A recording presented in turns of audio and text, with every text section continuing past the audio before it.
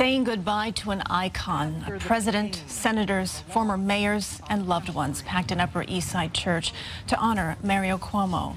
His son, Governor Andrew Cuomo, delivered the eulogy. CBS-2 political reporter Marcia Kramer was there and joins us now with more on this emotional service. Marcia? Well, Maurice, Mario Cuomo wanted a simple, local funeral with minimal fanfare. But 2 out of 3 isn't bad. He got simple, he got local.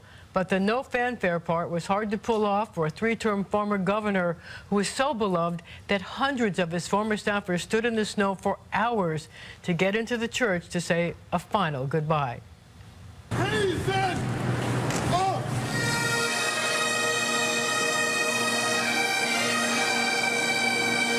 They were the faces of grief and of loss. Mario Cuomo's wife of 60 years, Matilda, and son Andrew and his girlfriend Sandra Lee, watching as the coffin of New York's 52nd governor was carried out of St. Ignatius Loyola Church after a funeral celebrating his life. It was a full state funeral, rows of gray-clad state police providing an honor guard, the casket draped in the state flag, luminaries including former President Bill Clinton and former Secretary of State Hillary Clinton, former Mayor Michael Bloomberg, Mayor Bill de Blasio. The priest summing up for many the essence of Mario Cuomo. In the end, it was not so much the eloquence of his words that spoke to us, but the eloquence of his life. And the world is a sadder place today without him. 2 of his 3 daughters, Margaret and Maria, did readings, but the task of eulogizing Mario Cuomo fell to his son Andrew, the 56th governor of New York, with whom he had a complicated and endlessly competitive relationship. At his best, he was a philosopher, and he was a poet, and he was an advocate, and he was a crusader. Mario Cuomo was the keynote speaker for our better angels. Andrew also told of his ongoing disagreement with his dad about how to give a speech. Mario liked to write down every single word and read the speech. He said Winston Churchill did it that way. Andrew likes to be extemporaneous, but today he did it Mario's way. And Pop, you were right once again, and I was wrong. Tell Winston Churchill I now agree. I read every line, Pop, word for word, because it's not about what they want to hear. It's about what I wanted to say.